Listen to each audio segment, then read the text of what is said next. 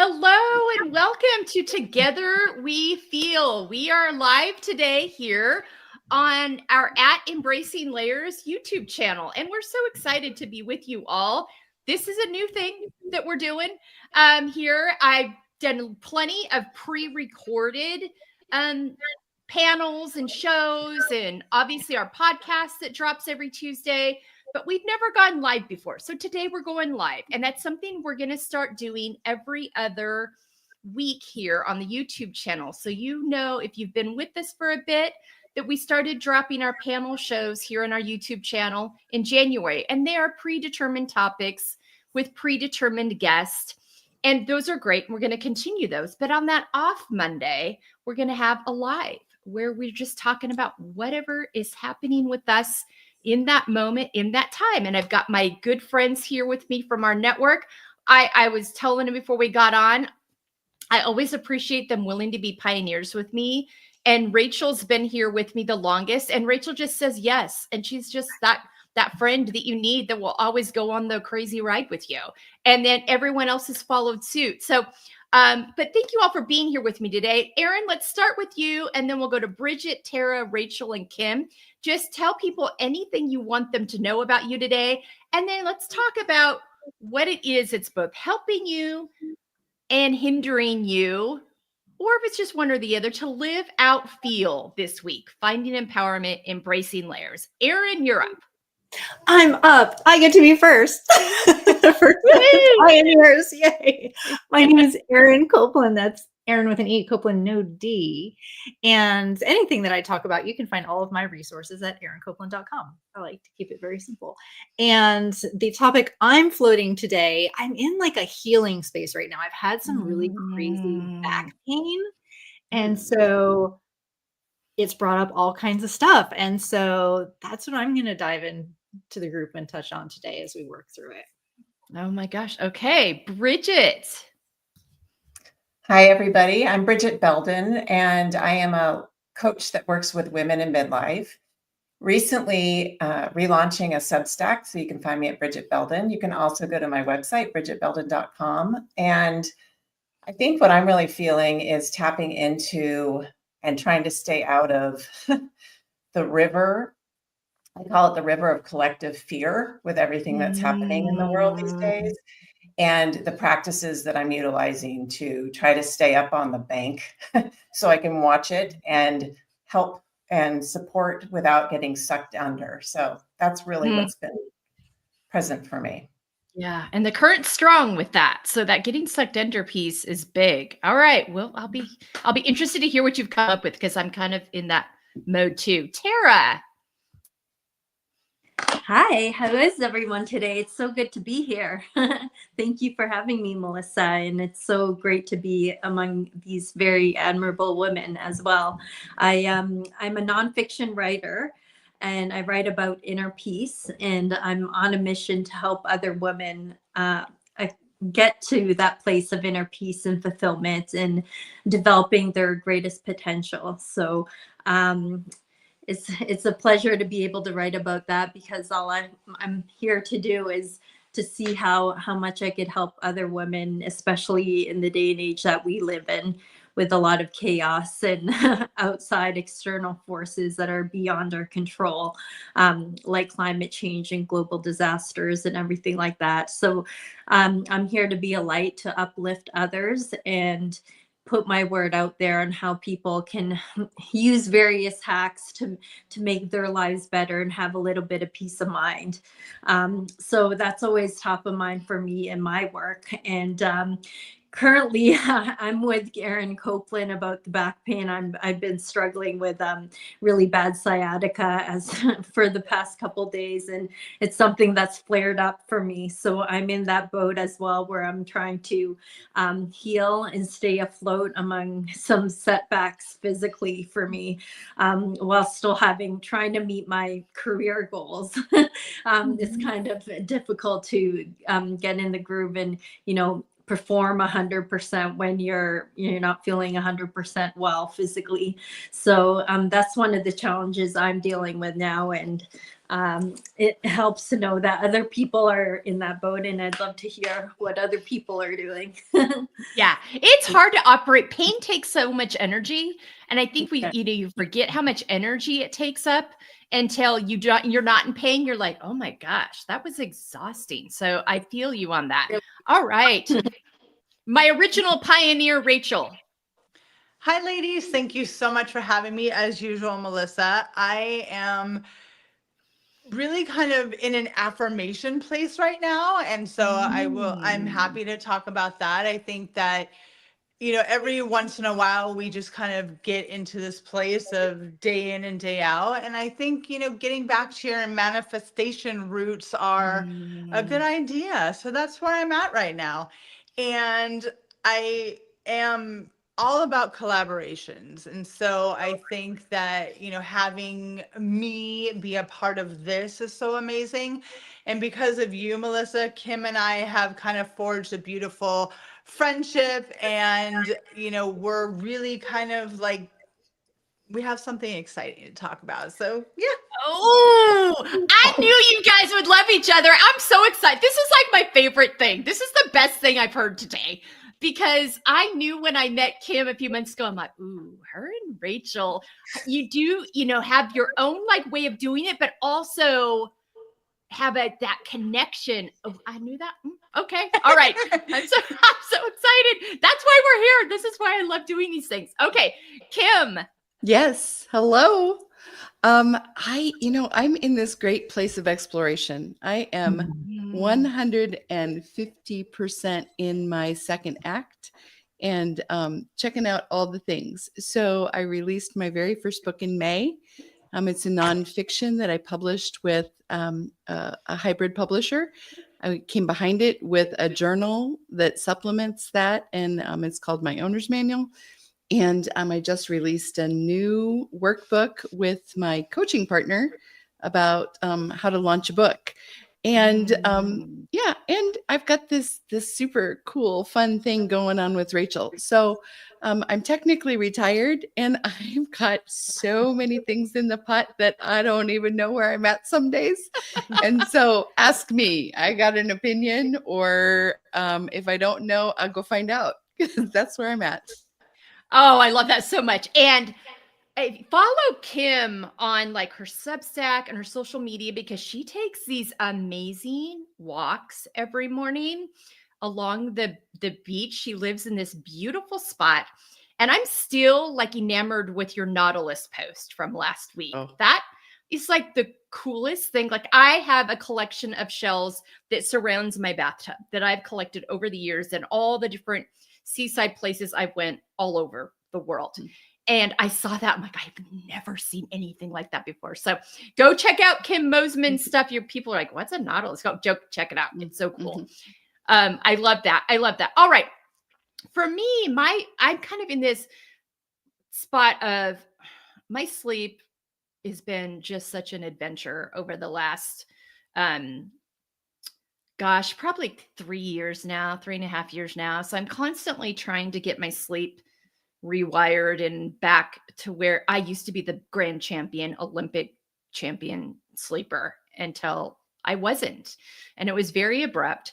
And so anytime we spring forward in most of this, if you're in the US or Canada, most of you all, unless you live in Arizona and maybe Hawaii, I don't know if Alaska does or not. I can't remember. Anyway, you sprung forward last night or 2 nights ago, or whatever the heck it was. I don't even know what day it is. And that always torques with me for about a week. And when I've already have sleep being torqued with. So that's my challenge. My exciting thing is that through tracking some patterns that I started really doing in January, when I worked with our friend Michelle Folan, who's going to be in panel with me next week.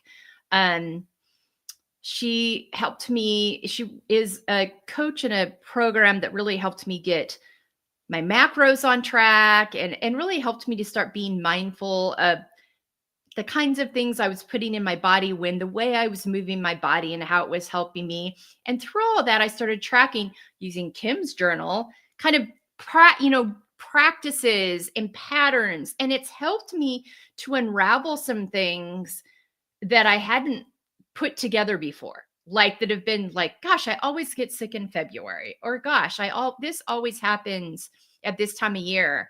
And through this tracking, I'm like, oh, that happens because I started doing this during the holidays. And then I went into winter and decided it's January and I'm sad. So I'm going to pretend it's the holiday still. And I know, so just continued some patterns that then always lead me to this same place every February. I'm like, I need to be more aware of this so that I can disrupt the pattern. So those are kind of the things I'm like, it really does matter to pay attention and be mindful and present with how you're moving your body, what you're putting into your body, what is your mental and emotional state and what's impacting that, and tracking those things, because it does allow you to see patterns. And now for the first time, I'm 55 years old and I'm figuring out things that are happening in my body that have been happening in my body since I was a kid in some instances that I've just now identified the pattern for. So those are my two things today. But let's get back to Erin. And you and Tara, and then I'll go to Tarek. Y'all have got the back pain.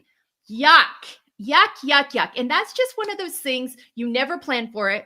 There's never time for it. And it's always disrupts whatever it is you're trying to do. So Erin, talk to me about how you're dealing with this. So it's a funny thing for me because it's a very rare thing for me. I've never had a history of back problems. And I'm a massage therapist. And so I think the last time I got a little twitch in my low back, I went and I got a massage and it went away. It was fine. Yeah. This one's holding on. Oh gosh. And so it has really led me down a path, which all of my work ties in together. So yes, I'm a massage therapist, but I work with caregivers and educating people about the caregiving experience. And so just like this back pain just came on suddenly for me. And it wasn't even like I bent over and went, ooh, like I say suddenly, it was almost a gradual increase. Yeah. And which is so similar to that caregiving experience, because it comes up and you might have to step in for a minute and then all of a sudden it's like your whole life. And so my back has become my whole life right now. Oh my gosh. And it has invited me to really look into the emotional side of it. And I turned to it was my first more spiritual book was the Louise Hay, You Can Heal Your Life book. Mm-hmm. And I turn to that every time I have something funky going on. And the spine is an indicator that you're not feeling supported in life. And so I was like, okay, where am I not feeling supported? And I was actually able to come up with things. There are instances I've been really reaching out and being vulnerable and asking for help. Like I've been stuck in some business things and some growth things. I'm like, okay, I'm a big girl and I am like healing through my life and I can ask for help. And then it's going to come and I'm going to receive it. And I'm ready to receive all the help. And then there were like crickets. It didn't come instantly. And back pain. Dang. And so I've just really been working through that and then opening some doors to communication to try to heal some of that. I found a lovely practitioner. Like I took a chance and Googled some people that do work that is similar to what I do. I found someone super close to my house who was like, oh my gosh, like we had the most amazing conversation. We agree on like how the body works and kind of gentle work so that you can create space instead of forcing things. And so she did some beautiful work on my body today, which helped so much. I reached out to some other community to do some just talking and healing. And so I'm hoping that's going to help. So that's the path, but it's been some very deep awareness. And I wish it didn't have to be this physically uncomfortable. Yeah, I know. Isn't it funny? The body's like, pay attention to me. I'm like, but I think it's interesting too. And I never thought about this before. as a massage therapist, you can't really give yourself your own massage. I mean, I have no idea what my massage feels like. Your appendages don't work that way. And so you do have to find somebody else to do that for you.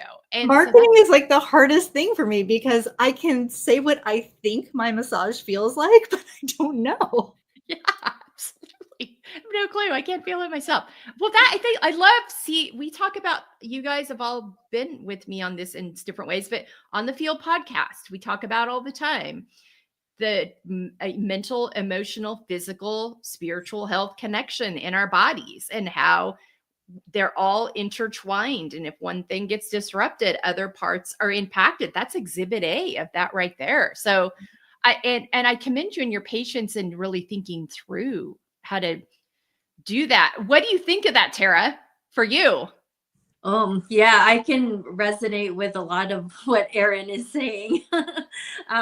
But yeah, what I noticed is that one thing that does happen when you do get a setback physically, especially when you're in a lot of pain, is, it forces you to look at yourself and say, okay, well, what am I willing to drop off of my calendar right now to really take care of myself and, prioritize my health and do what I can to kind of cope with this pain. So it's a matter of, giving yourself some grace and, not trying to take on too much. So I've had to let things drop off my calendar and as well, just take it very easy with myself because I've been here about a year ago and it's very painful. But I've been going and seeking chiropractic care and I have massage booked for tomorrow. And but it causes me to stop and say, what is happening with me mentally and emotionally right now in a way that, like, why is this pain showing up physically for me? So it's having to go back to the drawing board thinking, oh, I went through the whole healing process before, but what is still lingering within my body physically or emotionally that is translating into this pain for me? So I've been journaling a lot about the whole process and just trying to work that through.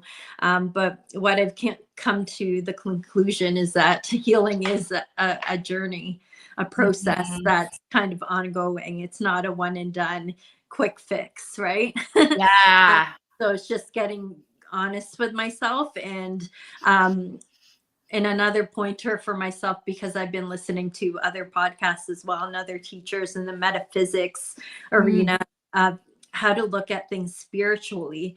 And they say, when you're having some sort of pain in one area of your body, try to think of it in another way where, like, oh, okay, my left leg may be hurting very intensely right now, but hey, I don't have a headache. Hey, my senses are still working. I'm still able-bodied. I could walk. Hey, I can still move my right arm and, like my right leg's not hurting. So you kind of have to consciously shift your attention to something else instead of like focusing on the problem areas. And I think that's a big metaphor for our lives is that we tend to focus on what big problems are happening right now, and we magnify them. And a great lesson here for me is to, don't magnify it, try to shift it onto something that's a blessing for you right now. And I've shifted it over to, because my daughter has March break this week, even though I'm dealing with this health stuff. She's here and I get to have quality time with her. My mother is up visiting from the States. So we get to have family time together this week. So look on the bright side instead of, complaining about this pain. So it's a huge mental shift for me. And I encourage anyone who's going through any sort of pain, try to look at it from a different perspective. Yeah, I think that nuance, holding that nuance and not letting like one primary thing be the driver and like, okay, this is true, but also so are these things. I think that's, but also like addressing, paying attention to all those pieces. And we like quick fixes. I mean, we like to just like, all right, it's just time for this to be over. We don't like to sit with any kind of pain. And sometimes it requires a little more of our attention to really get to the root of it. And it's also just a good reminder to slow down. And be really intentional with our time and what is actually necessary versus what can wait. And what, nothing's in here is, in this space here is more important than my health. And if my health isn't right, it's going to be impossible for me to show up as my fullest, most authentic, freshest self. So yeah, but it's hard because we get going and we get hard charging. And like I said, we like those quick fixes. Yes. So thank you both, Erin and Tara, for sharing those steps, being mindful, sitting with ourselves, being reflective, and trying those different ways of taking care of ourselves. And instead of looking at our bodies of like, oh my gosh, I can't believe my body hurts. I can't believe my body's doing this. Like, thank you, body, for letting me know. And this is something I'm learning. I haven't perfected, so please know that too. But thank you, body, for letting me know something needs my attention. Thank you for serving me. And thank you for alerting me. And so that I can be intentional here and take the time to tend to what it is needs tending to. So I think that's a good reminder of that too. Yes. Yeah. Okay. All right, Bridget, how are you staying out of the current? I'm dying to know. Well, it's funny that Tara, you mentioned the cultivating inner peace, because that's one of the things, in my coaching world, when I work with women in midlife, I really focus on how to drop in, listen to your intuition, start paying attention to the little voice inside your head that we have done such a good job of drowning out with all the things that we're taking care of, whether you have kids or not. It's the family. And then you enter into this midlife world where, you've got hormonal stuff happening. Maybe you've got kids leaving the nest. You might be contemplating retirement. You might, like I do, have a spouse who is contemplating retirement, which I'm a little bit terrified of. You're taking care of your parents, you're taking care of your in-laws. I mean, there's just so many things happening at this point in your life. So how do you, when you're faced with the chaos in general, how do you stay centered and become the eye of the hurricane? And so much of it I have found has been around dropping in and finding and cultivating those things that bring me peace. So close to January 20th or so, I found myself getting caught up in the world, in that river of, oh my God, worst case scenarios, what's going to happen, all the uncertainty, etc. And from that place, I was going under, like I talked about, being overwhelmed. And I am no good to anybody from that place, least of all myself. So I spent so much time, and this is something that I practice on a regular basis, but suddenly, as the universe does, as I believe, throws something at you that's a little bit of an up level to kind of go, okay, you've got this figured out. Let's see if you've got this other thing. Let's see what happens when I give you this. And it was a practice for me to really understand how to activate that in the midst of all of this fear. And for a while, for the first couple of weeks, I found myself slipping back. I would reach for the shore. I just have this visual in my mind, reach for the shore. And it's like I was grasping at the side of the muddy bank and I couldn't quite get out. And finally, when I would start to feel that feeling, I would be like, okay, I would pause and I would say, what is it that I need right now? And I kind of have this list of things that for me really give me peace. And so one of them is painting. I put on some music, going for a walk, being in nature, looking at the birds, like all of these things, exercise, etc., that I can go to kind of as my menu of what is it that I can do for myself right now. And I just would hit that every time because it was almost like a every other minute thing. It was really, really intense. And so I found that over time, being able to identify those things and then be able to cultivate them. So it's a practice, right? And then it's about protecting those things. So the structures that you put into place, that I put into place to protect those activities that bring me peace, are things like boundaries, prioritizing myself, saying no to things that don't feed my soul or that don't serve me in a way that I need to be served in that moment. And all of those things. And it doesn't mean, that when somebody calls you, like your daughter, my daughter lives in Brooklyn, upset about something, that it allows me to be there for her so that I can be steady in the middle of that chaos and be able to offer her a lifeline. And so I found that little by little, I found myself climbing up and getting more and more steady on that bank. And there's still moments, but having that, and I'd love to hear what Tara has to say about this, but having that, really that kind of I don't want to call it a self-care menu because that sounds a little bit, but it's really those things that I've identified because it's different for everybody, right? Connection is really important to me. So connecting with friends, whether it's texting or calling. I've started playing Mahjong, which for me is totally out of my wheelhouse. And you won. I know. Yay, I became a gamer. Check out Bridget's Substack for more on that. Yeah, so all of these things. And along those lines, one of the things, as you bring up Substack, I had been really into the on Facebook and Instagram, working on my business, and it just didn't feel like it was working for me anymore, along with some other reasons. I decided to leave Meta altogether and really spend my time on Substack.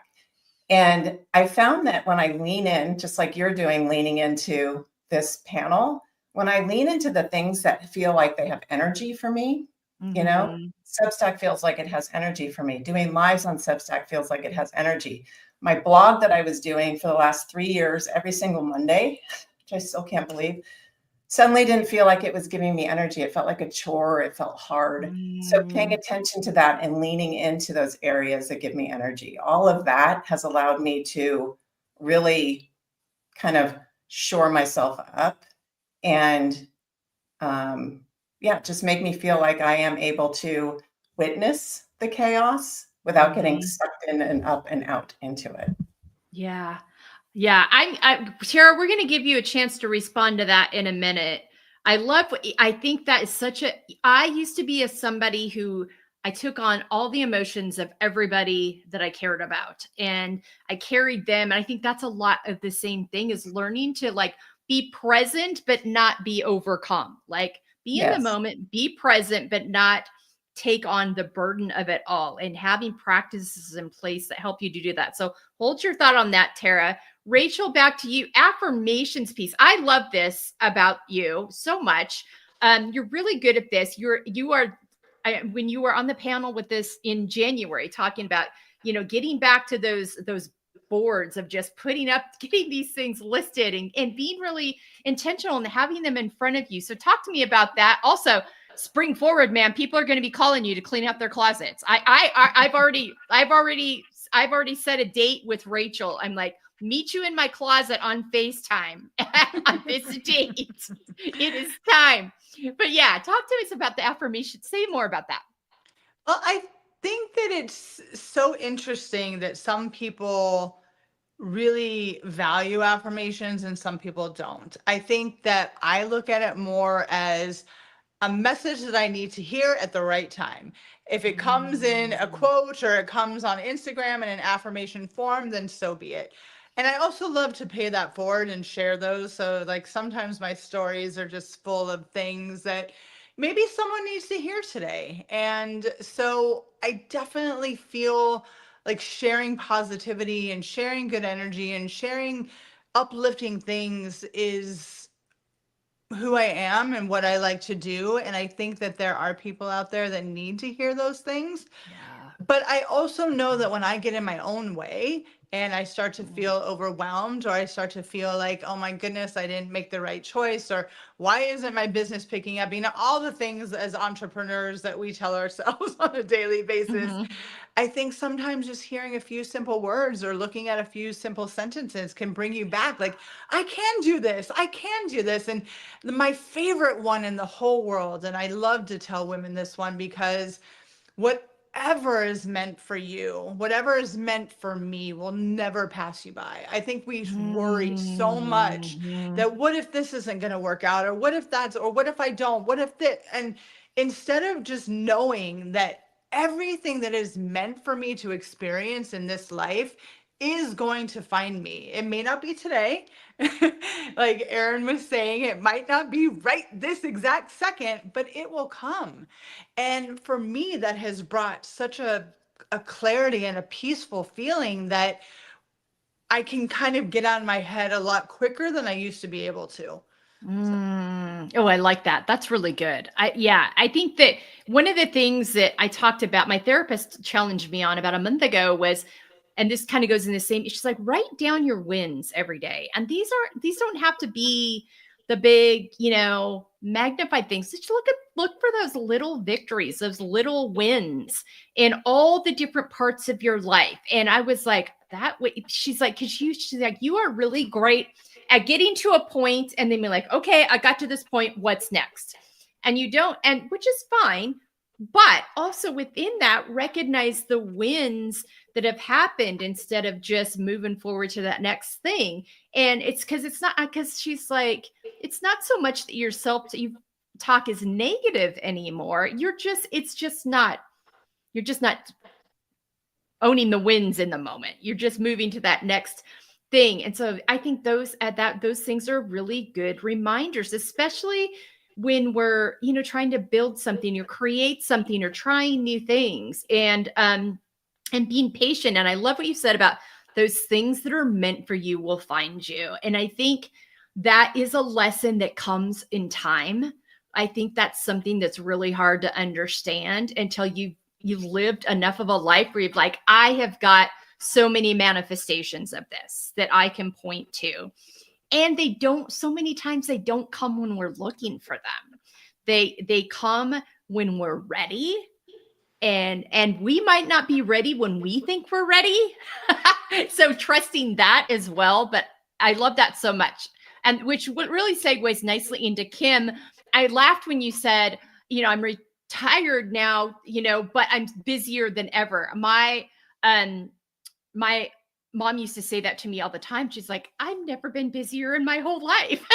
So I think it's so much too about being in alignment with who you are. Those things and those ways that you were meant to exist in the world will unfold, and you'll continue to find purpose and things to be engaged in when you're in tune to that. And you're very in tune to that.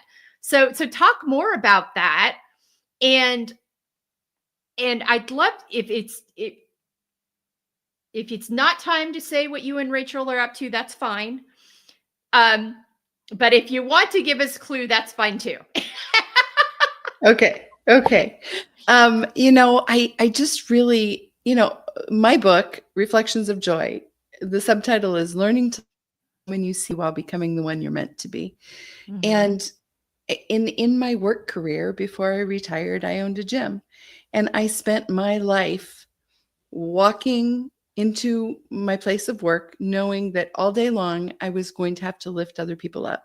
And people came into the gym for a purpose. I had what I call a challenge gym. So people would start, maybe they were unhappy, or maybe they had a wedding coming up or whatever. So everyone started together, and we'd take a picture and we'd work out together and we'd learn how to eat. And then there'd be a picture at the end and there'd be a winner, right? Yeah. So there was a very definite start and stop, and thankfully many people continued on, but I spent 9 weeks on repeat, like taking someone new who hated themselves and lifting them up to feel good about themselves. And I discovered that was my God-given skill, is seeing the good underneath the yuck, right? And in my book, I open it up with the story about about bruised and bumpy and wormholed apples and all the good that's inside of them. And I feel like that was just the beginning. But now I don't have a job and I don't have a gym and my kids are grown and I get to spoil my grandkids. And so the world is mine now. And just to Bridget's, point of view, this stage of life is so amazing. But I feel like so many women are stuck in a rut and they don't realize how beautiful midlife can be. Yeah. And, I wrote the book and I had no intention of doing anything else. And I stumbled into something, but we have to be open to receive it. To Rachel's point, we have to be open to receive the good things that are dropped into our space.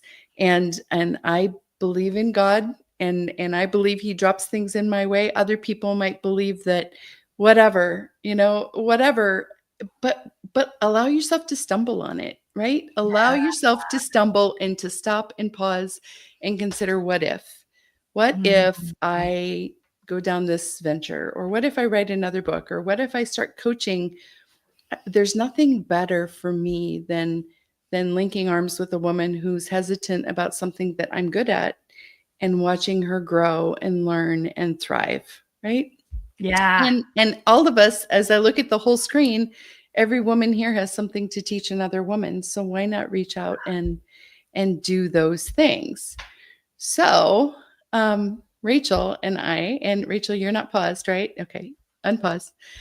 Rachel and I met on thanks to Melissa, and we just started chatting. And I've always had this dream to do a podcast, and I didn't know what for or why or whatever, but as I sit in my space and I think about what next, I thought about Rachel, because we really are very similar creatures with our own flavor, right? I mean, like we might both be ice cream, but I'm chocolate and she's vanilla, or whatever the case may be.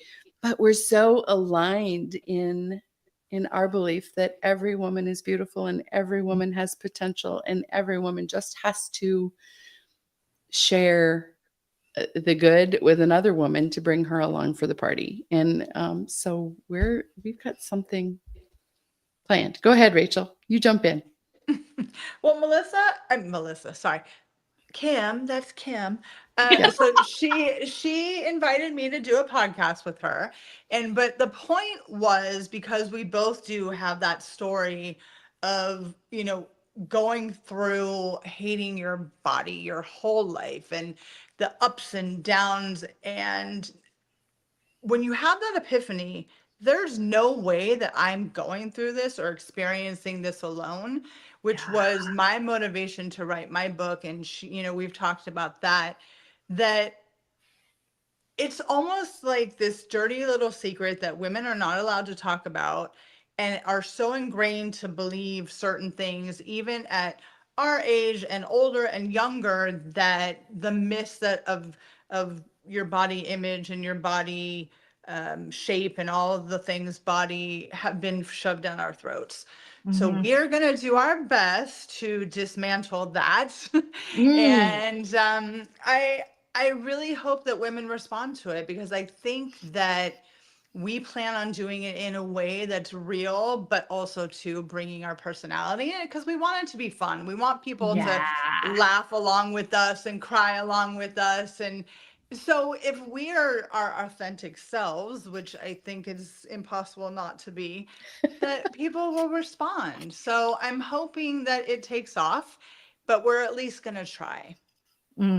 I love that so much. I can't wait. I can't wait to share this. I can't wait to feature you. I can't wait to bring you back and have you talk about it. Oh my gosh, this is so good. And I love it when I bring people together and it works. Yay.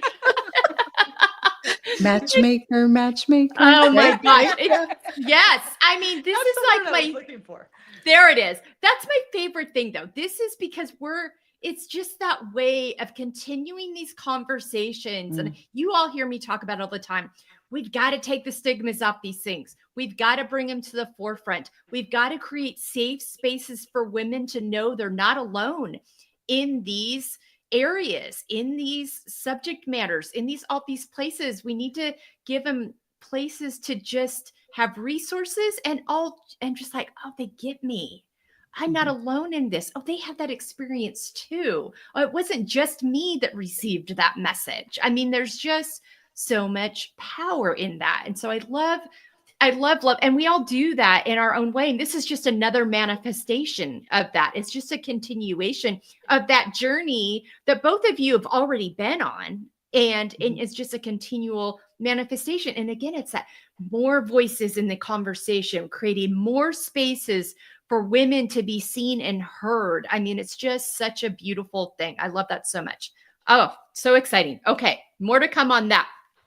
Back to Tara, because Bridget wanted to hear from you. And then Erin, I'm going to get back to you and give you a chance. We're going to move around the group to give each of you a chance to comment on something that stuck out to you, to ask another panelist a question, those kinds of things. But Tara, what do you have for Bridget?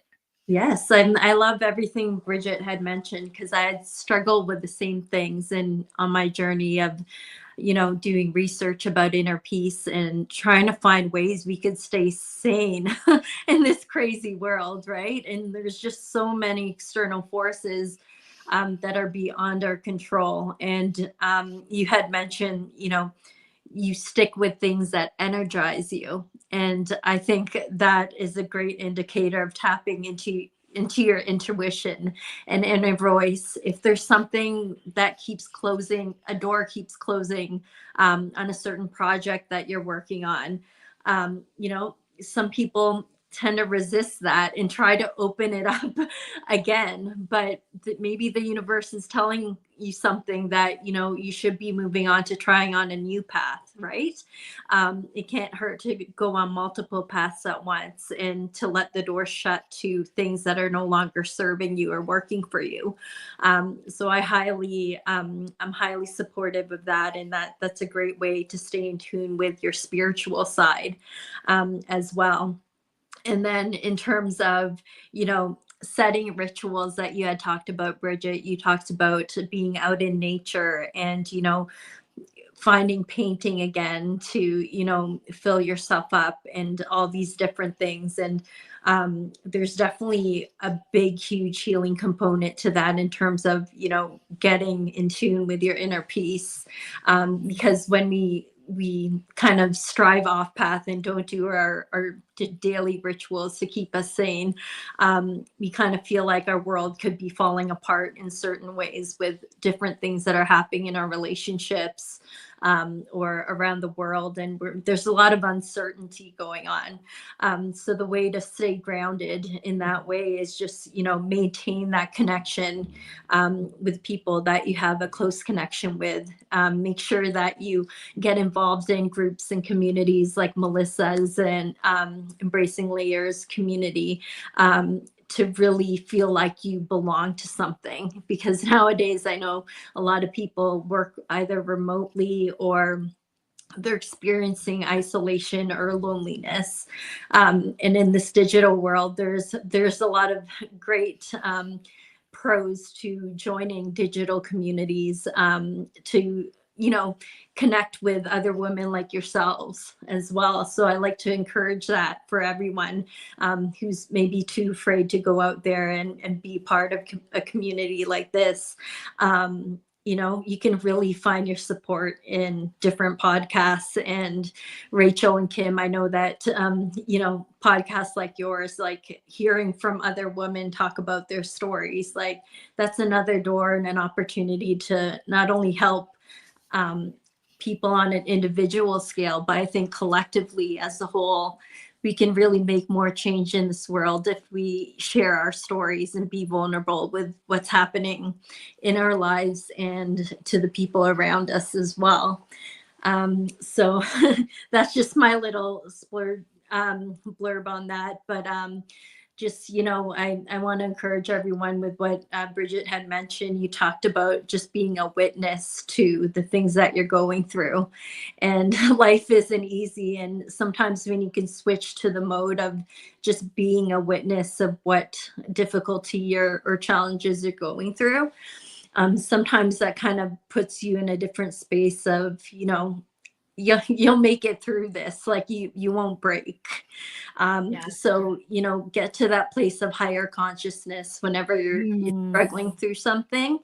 And there's always going to be something that pulls you through. Look for those universal signs in the universe, because there's always something, some sort of breadcrumbs or signals and signposts that'll tell you which way to go in your life if you're trying to find the answer to something. So that's just my little wisdom there. I love that, Tara. Thank you so much. And breadcrumbs I love the breadcrumbs analogy, because I think sometimes, and it's that awareness and reminder to stay present and curious. I think it's all involves all those things. Thank you so much. So good. So good. All right. Erin, anything that popped up for you? Also, this is totally off the cuff, but it's live and we can talk about anything. Erin had this beautiful manifestation of butterflies in her backyard over the last couple of months. Erin's in Florida, and the butterflies decided to join her in her yard. And it's like, it had so many metaphors with it. As I tracked this with you, it was like, wow. So yeah, I'm also curious about that, but then also things that came up for you as you're listening to everybody. Yeah. So the butterflies, I just have this it's a very tiny little garden, just a little bit of milkweed. I think I only have 4 plants, but the way the weather had gone, it had exploded. I had a ton, and I had over 60 caterpillars, it was insane. They were everywhere. And then, just as the trend in my garden over the years, I ended up with about 30 butterflies. So about 50%, which is very normal. But they all came out in 3 days. So there was just 10, 20, 30 butterflies everywhere, all over my patio, crawling, flying, in my hands, just everything. And I love them so much. And I get very enthralled with them. And I caught, I think 2 going into chrysalis, which, to catch them at the exact right moment when it's happening is so special to me. And I got 2 or 3 coming out of their chrysalis and emerging and wings dropping, and it's really beautiful. So it's fun, and I don't put a lot, especially live, on my social medias, but those, whenever I catch them, I'm like, live, I want everybody to see it with me. Everybody see the butterflies. So I love it. It looked like a wildlife reserve in her backyard. In her little yard. It's crazy. I have a little sign. It's probably about, we are on video, so I can do this. It's about this big. And there were 8 chrysalis all in the back of it. They had just all lined up in these little rows of, these beautiful little wow. It was lovely. As for the panel, I mean, I could have such in-depth conversations with every single woman here.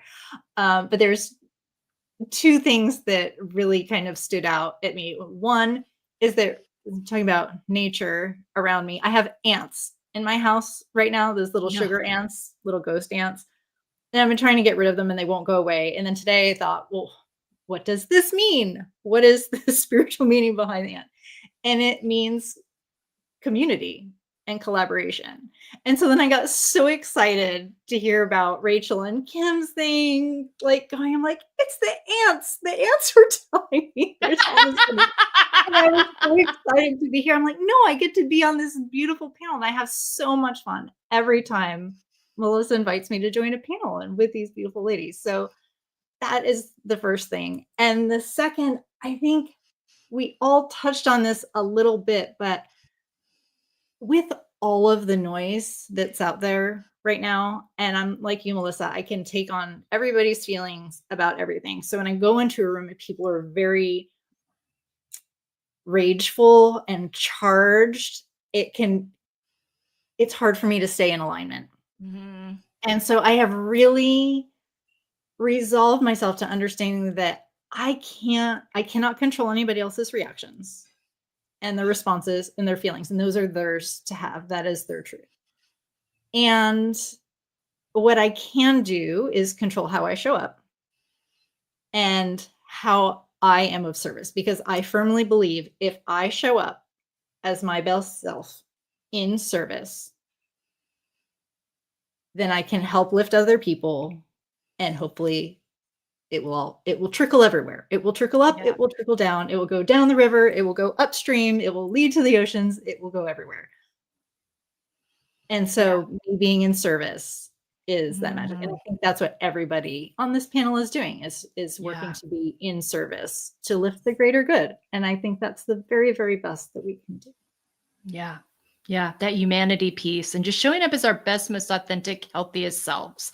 And, you know, I love what you said about, you know, and it took me years. I am a recovering codependent on steroids, like so hard. And I've seen lots of people join that with me.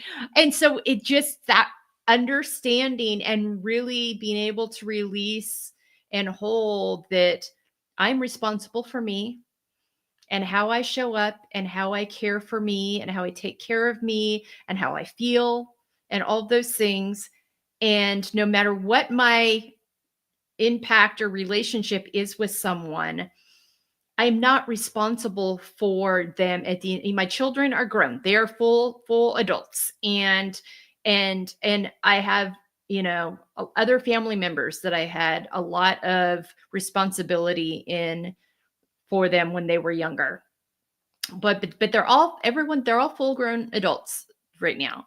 And, you know, my husband's like, you have got to release this idea that when they do something that you're just like, oh my gosh, what could I have done? Probably nothing. I mean, you know, probably nothing. I mean, that is, you got to let that go. And also thinking that you're going to go back and convince them otherwise is just not energy. That just be you. And if they decide they want to tap into that and learn from that and be curious about that and the way that you're engaging in the world, then they'll do that. But trying to impose that on, like, if I just say it enough times, it will just by osmosis soak into their brain. He's like, it's just wearing you out and stealing your energy and your soul. And so that's been a lot of my work is just releasing that. And I have finally only gotten to, I would say probably the last year and a half, where I don't have guilt attached to that anymore. Like, I could release it, but there's still that tinge of guilt or God, what if, or did I, or da-da-da.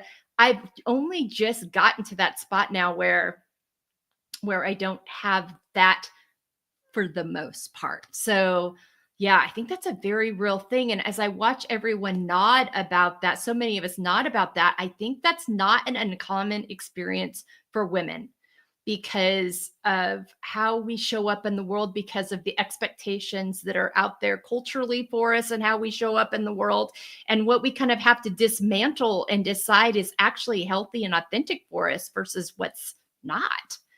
And so much of that. So yeah. Melissa, can I jump in here? Yeah, Kim, go ahead. Kim's been nodding her head vigorously. I'm telling you, I have so much to say. And you know, like, I raised boys, and I think I did everything by just the way I should. I loved them, and I taught them, and I you know, I mean, like, I set them free. I did all the things, right? I taught them to be independent. And yet I'm going through the same things that you're talking about.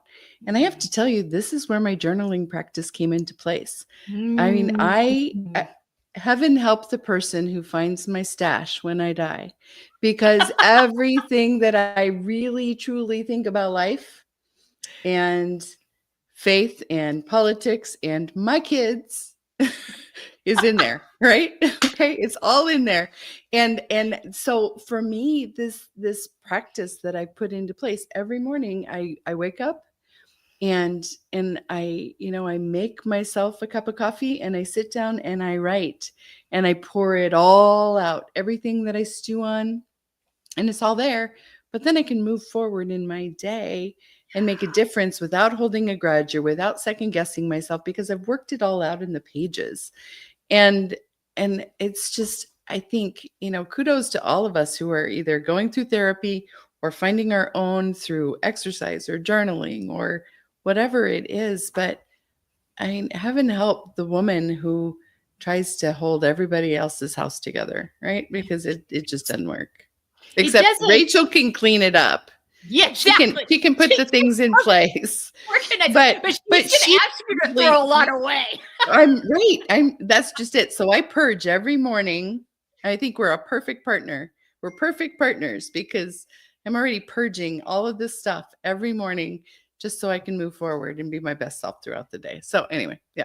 I was so excited to hear you all talk about giving this up and just moving forward without the weight of the world on your back. So yeah.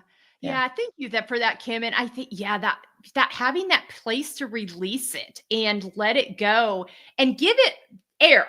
Because I think so many times we're like, we judge ourselves on these things that we're thinking and we don't give it the air to breathe. They just release it and it'll be what it'll be, but you're not carrying it anymore. And it doesn't become this ruminating thing that's circling around in your brain, but having that place to release it. I know, I hear you. You should see, I've laughed when you said the piles. I have piles of journals from the last 5 to 10 years just on a bookcase. And my only saving grace is that I have terrible handwriting. I am not like, it's the flip flop. Like my husband has the better handwriting and I have the crappy handwriting. And normally so many times it's reversed now. And he to this day, he's like, how do you even read that? How do you even know what you said? I'm like, well, I don't always necessarily need to know what I said.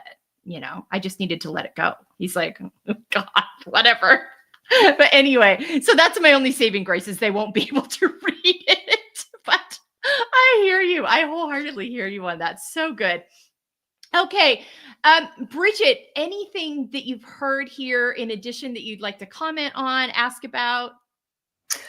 I think overall, we're all saying very similar things coming from different perspectives, which is what I love about this kind of conversation. And for any woman who's out there watching this, who's going, oh my gosh, I don't know where to start.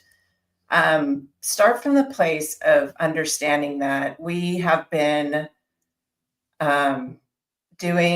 taught how we are supposed to show up, what makes a good mom, what makes a good girl, all the things you're supposed to do. We spent so much of our lives taking care of and doing for other people that when you hit this point where all of a sudden, if you're a mom, your kids don't need you anymore, for example, well, that never happens, but let's say they move out of the house, you're not quite as actively involved.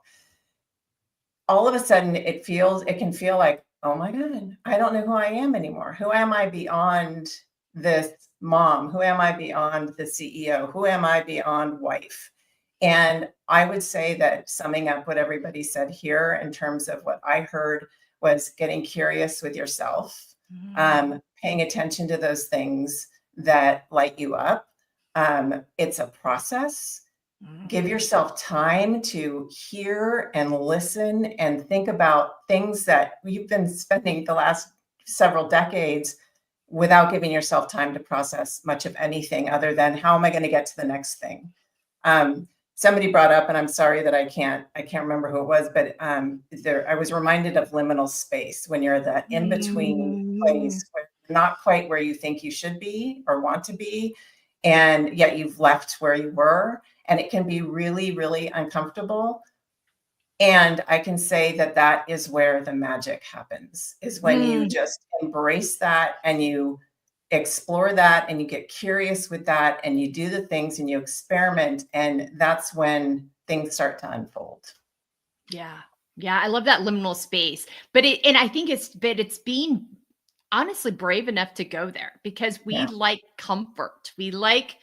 And we're like, oh, that just doesn't, and so we'll stay in a comfortable space, but that comfortable space allows us to become stagnant and sometimes complicit. And sometimes, it doesn't allow us to stay curious and continue to move forward and see what else the world has for us and what else we're meant to show up in.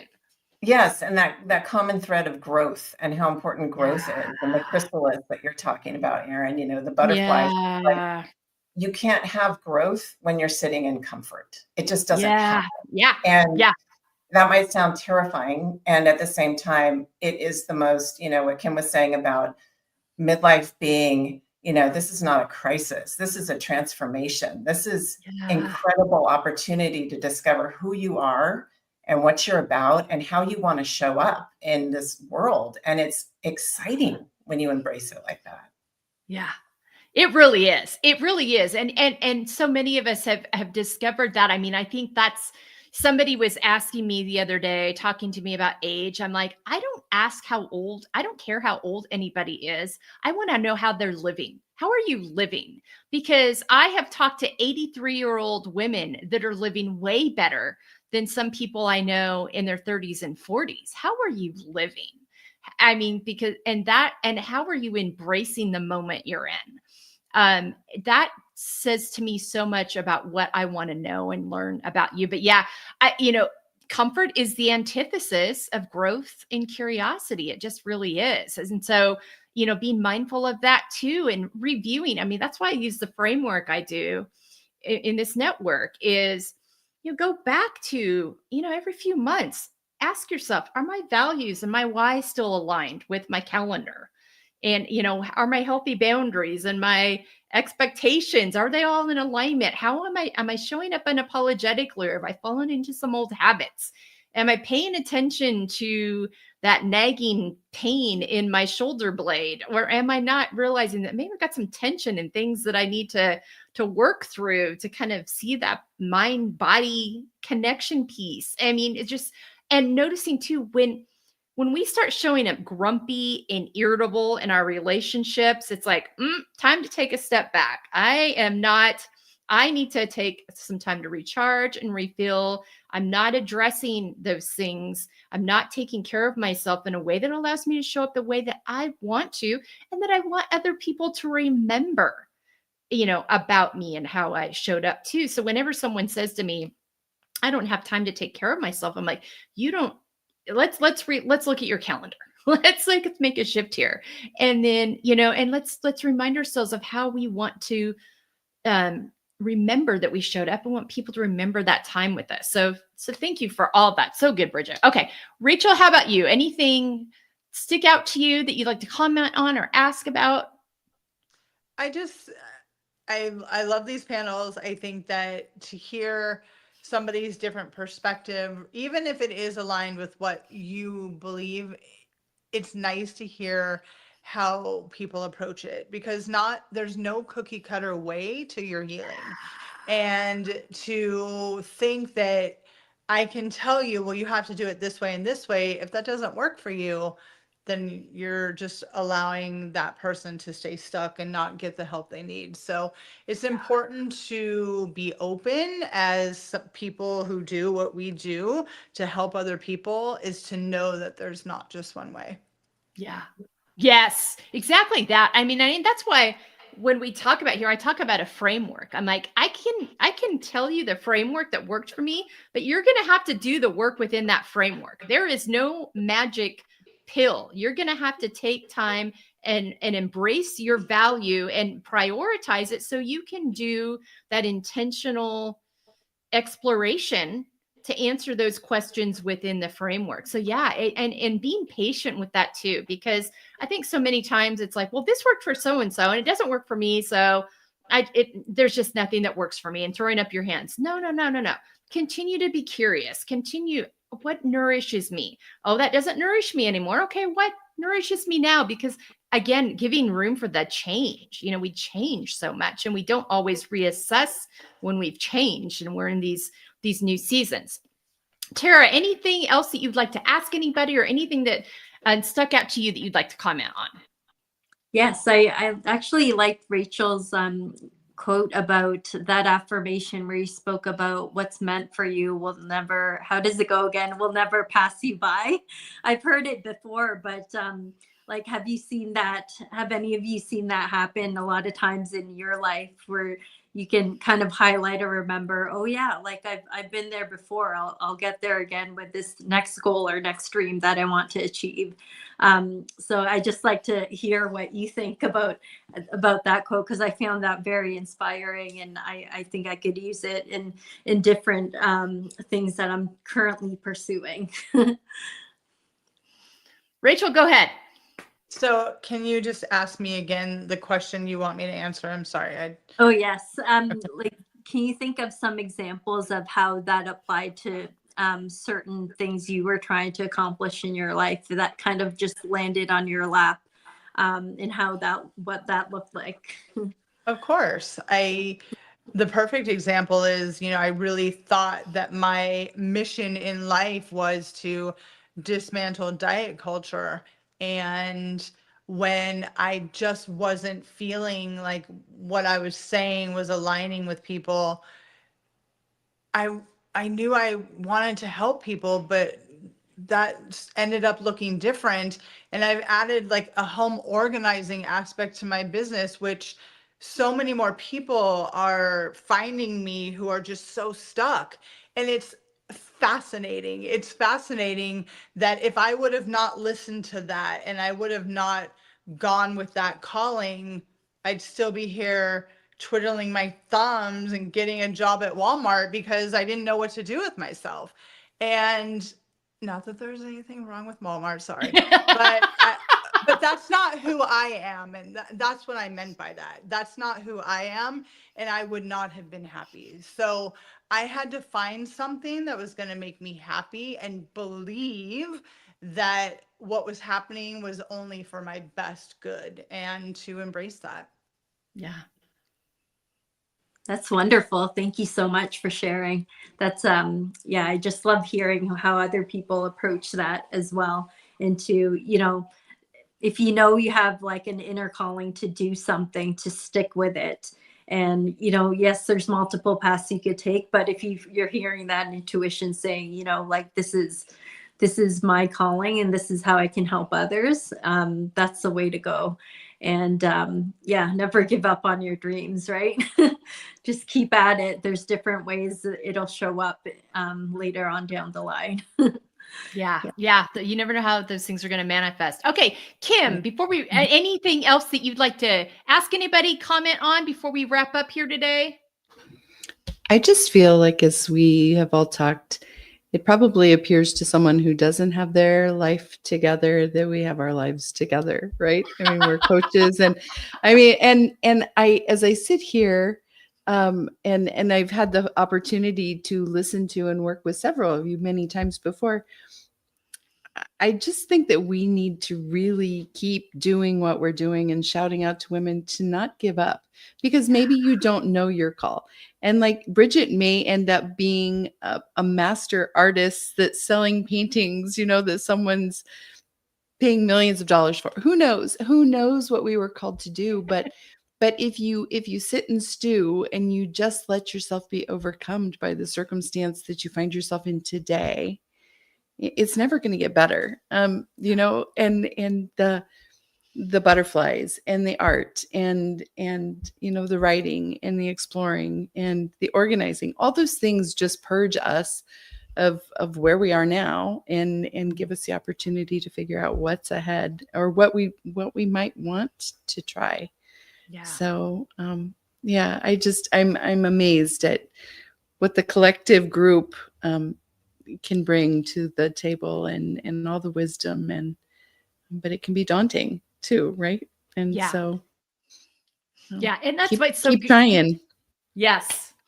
Yeah, and that's why I love having these conversations. And this is like this has become my favorite thing that I do in all of this, because it's so interesting. And this will be another kind of example to what Tara and Rachel were speaking to. You hear a lot when you're doing a podcast, which we drop a podcast on our F.E.E.L podcast every Tuesdays. And this panel conversation has been an add-on to that, to just add another level of like, gosh, I've had these guests and they have so much more to say than what we got into in the podcast. So I want to keep bringing them into these conversations and continue to invite more and more women into them.